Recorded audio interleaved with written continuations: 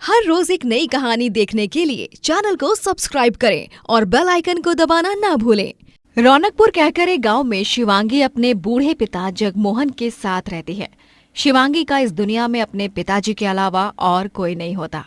शिवांगी भगवान शिव की परम भक्त होती है और वो हर सोमवार को सुबह सवेरे जल्दी उठकर शिव मंदिर जाकर उनकी पूजा आराधना कर उन्हें दूध अभिषेक करती है। ओम नमः शिवाय। ओम नमः शिवाय। हे शिवजी, कुछ ही महीनों बाद मेरी शादी होने वाली है। इतने लंबे इंतजार के बाद मुझे मयंक जैसा एक अच्छा वर मिल रहा है, जिसके साथ मैं अपने आगे के जीवन को बिताना चाहती हूँ।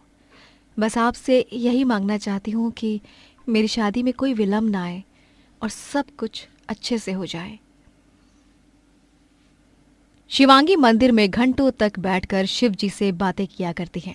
सुबह से दोपहर हो जाती है, मंदिर का परिसर खाली हो जाता है, तब भी शिवांगी वहां से नहीं जाती। एक दोपहर। अरे शिवांगी बिटिया, तुम अभी तक यहाँ पर हो? हाँ पिताजी, आपकी सेहत और लंबी उम्र की कामना कर रही हूँ, ताकि मेरे विदा होने के बाद आप सही सलामत रह सको। और देखना, मेरे शिवजी ना आपको किसी भी तरह की पीड़ा नहीं होने देंगे। वो बहुत भोले हैं और परोपकारी हैं, इसीलिए तो उन्हें भोलेनाथ कहते हैं। हाँ बिटिया, ये बात तो तूने बिल्कुल सही कही। हर हर महादेव। हर हर महादेव। वैसे पिताजी, आज आप इतनी तेज दोपहरी में यहाँ क्यों आए, और आपको कैसे पता चला कि मैं यहाँ पर हूँ? मैं अच्छी तरह से जानता हूँ लाडो, तू कहीं नहीं मिली तो अपने शिव जी के पास ही मिलेगी। और आज हमें बाजार जाकर तेरी शादी की बची हुई खरीदारी करनी है ना। पिछले महीने पूजा भंडार से मेरी अच्छी कमाई हुई है।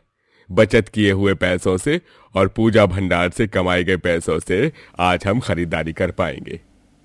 ठीक है पिताजी। जगमोहन का गांव में एक पूजा भंडार होता है, जहां वो सारी पूजा सामग्री बेचा करता है। वो अपनी बेटी के विवाह के लिए पाई पाई करके पैसे जोड़ता है और उसने अपनी बेटी को ये दिन दिखाने के लिए काफी सारे संघर्षों को पार किया होता है। शिवांगी की शादी गांव के एक अच्छे घराने वाले लड़के मयंक के साथ तय हुई होती है। शादी के 15 दिनों पहले अचानक से जगमोहन के सीने में दर्द जाग उठता है और शिवांगी उसे फौरन शहर के अस्पताल में ले जाती है। डॉक्टर, क्या हुआ? कैसे हैं मेरे पिताजी? कोई चिंता वाली बात तो नहीं है ना? देखिए, आपके पिताजी को ये स्ट्रेस के कारण हुआ है, लेकिन इन्हें कभी भी कुछ भी होने की संभावना है, क्योंकि पहले भी इन्हें दिल की बीमारी रह चुकी है। उसका इलाज कराने के बाद भी वो ठीक नहीं हुए थे पूरी तरह। तो अब आप इनके खाने पीने का ख्याल रखा कीजिएगा और इन्हें टेंशन से दूर रखिए। ठीक है डॉक्टर, धन्यवाद। घर जाने के बाद, पिताजी, आपने किस बात की चिंता की इतनी? क्या परेशानी है आपको? किसी बात की चिंता नहीं नहीं बिटिया रानी, बस जल्दी से तेरा कन्यादान कर दूं, फिर मुझे कुछ भी हो जाए मुझे कोई फर्क नहीं पड़ता। बस मुझे जाने से पहले अपनी लाडो रानी की शादी होते हुए देखनी है। कैसी बातें कर रहे हैं आप पिताजी? जरूर देखेंगे आप मुझे विदा होते हुए। ये भी कोई बात हुई? हाँ, देखना, आप ना शादी में सबसे ज्यादा नाचेंगे। शिवजी है ना, वो सब संभाल लेंगे। हाँ शिवांगी बिटिया। शिवांगी और मयंक दोनों ही अपनी शादी के लिए बड़े उत्सुक होते हैं। शादी के पहले मयंक शिवांगी से मिलकर उससे कहता है, शिवांगी, जगमोहन काका शादी के बाद अकेले कैसे रहेंगे? अभी उन्हें ये हुआ है, कल को भगवान न करे फिर से कुछ हो गया तो वो अकेले क्या करेंगे, किससे कहेंगे? हाँ मयंक, ये तो मैंने सोचा ही नहीं। इसलिए मैं कह रहा हूं कि शादी के बाद वो हमारे घर में ही रहेंगे। माँ और पापा को इससे कोई दिक्कत नहीं है। उन दोनों से इस विषय पर मैंने बात कर ली है।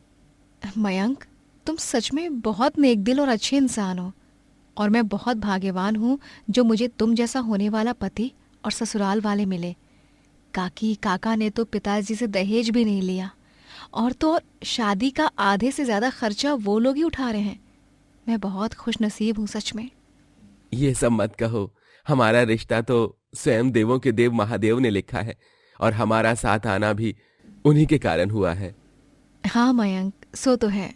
जब शिवांगी मयंक से मिलने गई होती है उस दौरान जगमोहन को अचानक से हार्ट अटैक आता है और वो घर पर ही अपना दम तोड़ देता है और उसका देहांत हो जाता है। जैसे ही शिवांगी घर पहुंचती है वो अपने पिताजी को मृत देखती है। ये देख एक पल में ही शिवांगी की दुनिया इधर से उधर हो जाती है। पिताजी, ये नहीं हो सकता। आप मुझे छोड़कर नहीं जा सकते पिताजी, आप मुझे छोड़कर नहीं जा सकते। पिताजी, उठिए ना पिताजी। थोड़ी देर बाद मयंक और उसके माता पिता भी वहां आ जाते हैं और सूर्यास्त होने से पहले जगमोहन का अंतिम संस्कार किया जाता है। पिताजी के जाने के बाद शिवांगी पूरी तरह टूट चुकी थी। उसका इस दुनिया में अपने पिताजी के अलावा और कोई था भी नहीं और इकलौते वो भी अब जा चुके थे। मयंक और उसके माता पिता शिवांगी को सांत्वना देते हैं। शिवांगी बेटा, बस बस बेटा, अब होने को कौन टाल सकता है भला। यूं रोगी तो तुम्हारी तबीयत खराब हो जाएगी। चलो बेटा, कुछ खा लो। तुमने पिछले 24 घंटे से कुछ भी नहीं खाया। शिवांगी, शिवांगी खा लो कुछ, तुम बीमार पड़ जाओगी। उन लोगों के कहने पर शिवांगी अन्न के 2 निवाले खाती है। 3 दिन बाद शिवांगी, अब मयंक, तुम दोनों की शादी का दिन है कल। ये रहे तुम दोनों के कपड़े। शिवांगी बेटा, तुम इस शादी से खुश तो हो ना? खुश तो हूँ काका जी, लेकिन मेरे पिताजी की ख्वाहिश थी कि वो जाने से पहले मेरा कन्यादान कर दे, लेकिन वो नहीं कर पाए। उसी बात का बहुत दुख हो रहा है मुझे। वो तुम्हें ऊपर से देख रहे होंगे। उन्हें गए अभी तक ठीक से 1 महीना भी नहीं हुआ है और हम शादी करा रहे हैं, लेकिन हम भी क्या करें बेटा। पंडित जी ने तो पहले ही कहा है कि कल के बाद शुभ मुहूर्त सीधा 1 साल बाद है। शिवांगी, तुम्हें चिंता करने की कोई जरूरत नहीं है। तुम हमारी बहू नहीं बनने जा रही हो, तुम तो हमारी बेटी ही हो और अपनी बेटी को हम किसी चीज की कमी खलने नहीं देंगे। धन्यवाद काका जी। दिल में कई सारी दर्द भरी यादें सजोकर शिवांगी अपने शादी का जोड़ा पहन लेती है और वो शादी के मंडप में पहुंचती है। तभी पंडित जी कहते हैं, कन्यादान के लिए अपने पिताश्री को बुलाओ बिटिया। वो दरअसल पंडित जी, मेरे पिताजी नहीं है इस दुनिया में, उनकी हाल ही में। तभी अचानक से हवाएं तेज चलने लगती हैं और हर तरफ धुआं धुआं छा जाता है और तभी कुछ क्षण बाद सभी देखते हैं कि वहां पर स्वयं शिव जी प्रकट होते हैं। शिव जी को देख सबके होश उड़ जाते हैं। शिव जी आप, ये तो चमत्कार हो गया। मुझे विश्वास नहीं हो रहा है, आप यहाँ कैसे? अपनी बेटी के कन्यादान के लिए एक पिता को आना ही पड़ा शिवांगी। मैं जानता हूं जगमोहन के जाने से तुम बहुत टूट चुकी हो, लेकिन बेटी, जगमोहन का इस संसार से केवल देह खत्म हुआ है, लेकिन उसकी आत्मा आज भी इस संसार में है। वो यही है, तुम्हें आशीर्वाद दे रहा है और मेरे होते हुए तुम्हें रोने की कोई आवश्यकता नहीं है। मैं हमेशा हर क्षण तुम्हारी रक्षा करता रहूंगा बेटी। धन्यवाद शिव जी, आपका बहुत बहुत धन्यवाद। हर हर महादेव। और इस प्रकार शिव जी अपनी बेटी शिवांगी का कन्यादान करते हैं और उसे आशीर्वाद देकर वहां से अदृश्य हो जाते हैं। यह अलौकिक दृश्य देख सभी चकित रह जाते हैं। शिवांगी को अपनी भक्ति का फल आखिरकार मिल ही जाता है और वो अपने पति और ससुराल वालों संग खुशी से जीवन बिताने लगती है। पलक एक गरीब लड़की होती है जिसने बचपन में अपनी माँ को एक हादसे में खो दिया था और उसके बाद वो अकेली ही रहने लगती है और अकेली ही काम कर करके पली बड़ी थी। वो अब रंजनपुर नामक गांव में आ जाती है क्योंकि वो पहले जिस गांव में रहती थी वहां की आबादी बहुत कम थी। अरे रंजनपुरा आ गया, रंजनपुरा, चलो चलो सभी यात्री उतरो उतरो। रंजनपुर आ गया? इस गांव की जनसंख्या काफी ज्यादा है, इसीलिए मैं यहाँ आई हूँ अपना काम करने, अपनी अनोखी रेसिपी मैगी भेल बेचने। हे गंगा मैया, मेरी रक्षा करना। पलक बस से नीचे उतरती है और वो गांव में यहाँ से वहाँ घूमती है। पहले कुछ दिनों वो मंदिर के आश्रम में रहती है और वो अपने पास से बचे खुचे पैसे होते हैं उनसे एक ठेला खरीदती है और बोर्ड को अपने हाथों से पेंट करती है। पलक मैगी भेल वाली। गंगा मैया की कृपा से मेरा ये ठेला शुभ ही साबित होगा मेरे लिए। पलक की मैगी भेल एक बहुत ही अनोखी रेसिपी थी, जिसे ना तो पहले कभी किसी ने खाया था, ना कभी देखा सुना था। जैसे ही लोगों की नजर उस ठेले के बोर्ड पर जाती है, वो पलक के ठेले के पास मैगी भेल खाने आ जाते हैं और उन्हें वो मैगी भेल बहुत पसंद आती है। अरे वाह वाह वाह, क्या स्वादिष्ट रेसिपी है ये, एकदम बेजोड़ और निराली। मैगी भेल, अरे भाई दिल खुश हो गया पलक बिटिया, मुझे तो एक प्लेट और दे दो। और मैगी भेल तो बहुत लाजवाब है, मजा आ गया इसे खाकर। आहा। धन्यवाद काका। मैगी भेल वाली पलक पूरे गांव में थोड़े ही दिनों में मशहूर हो जाती है और उसके ठेले के बाहर ग्राहकों की भीड़ अक्सर जमी ही रहती है और पलक अब दिन भर में अच्छी कमाई करने लगी थी।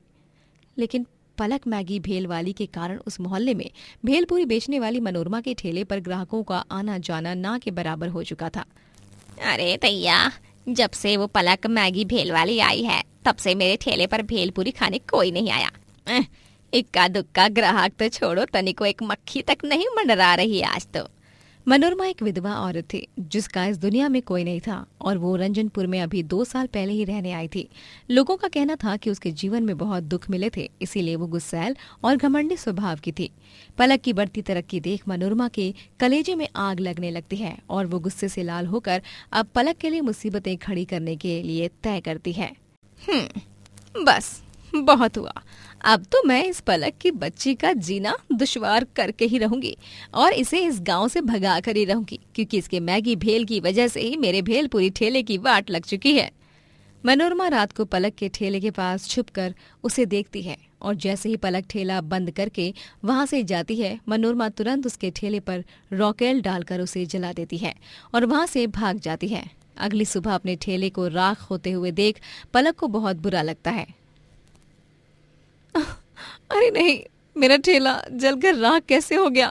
अब मैं क्या करूंगी? नया ठेला लेने जाऊं तो वो कितना महंगा आता है, लेकिन अब मेरे पास नया ठेला खरीदने के अलावा कोई और पर्याय भी नहीं है। खरीद, ये तो बस शुरुआत है।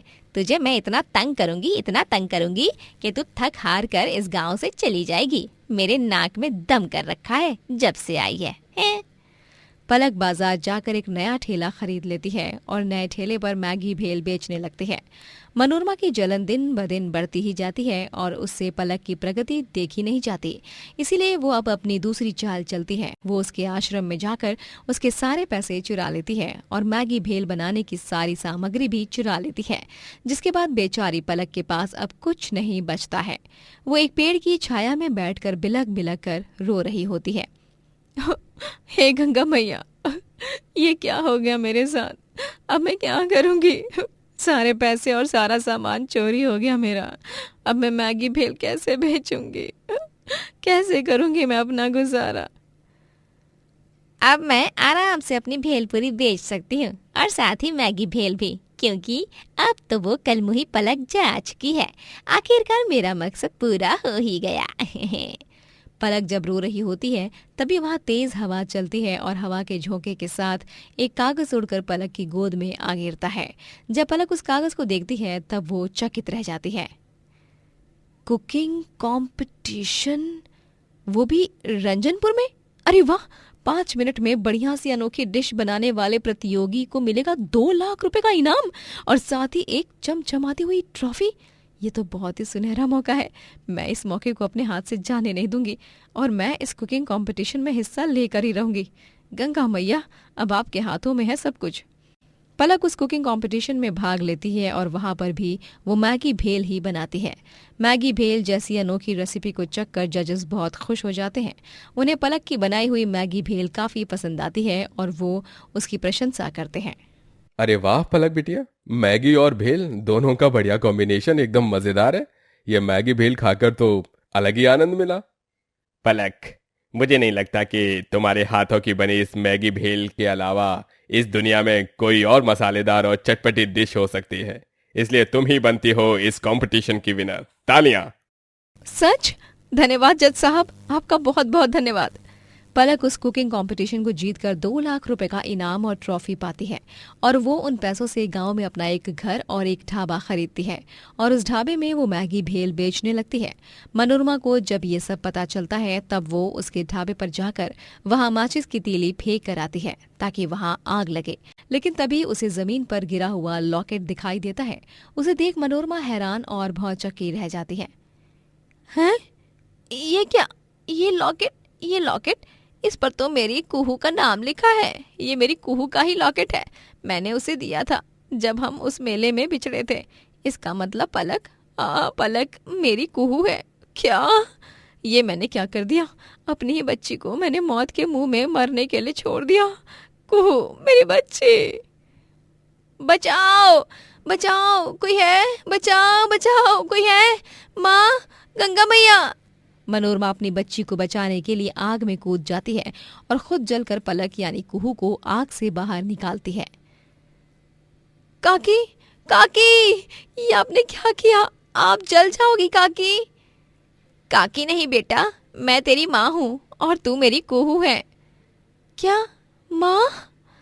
पलक मनोरमा को देख रो पड़ती है और वो उसे आग से बाहर निकालने की हर मुमकिन कोशिश करती है। पलक और 4 से 5 अन्य गांव वाले मिलकर पानी डाल कर उसे फैलाते हुए आग को बुझाते हैं और मनोरमा को हॉस्पिटल ले जाया जाता है।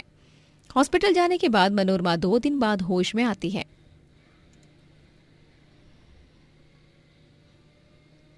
माँ, कुहू मेरी बच्ची।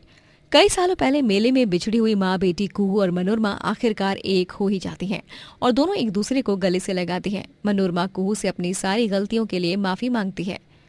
आपने जो कुछ भी किया बहुत गलत किया और उसके लिए मैं आपको कभी माफ नहीं करूंगी माँ। लेकिन माँ, आपको मैं अपनी गलतियों को सुधारने का एक आखिरी मौका जरूर दूंगी। उस दिन के बाद मनोरमा और कुहू एक साथ रहने लगते हैं और एक साथ मैगी भेल के बिजनेस को आगे बढ़ाते हैं और खूब तरक्की करते हैं। दोस्तों, अगर आपको ये कहानी पसंद आई तो लाइक करें, शेयर करें और कमेंट करके बताएं कि कहानी में आपको सबसे अच्छा क्या लगा।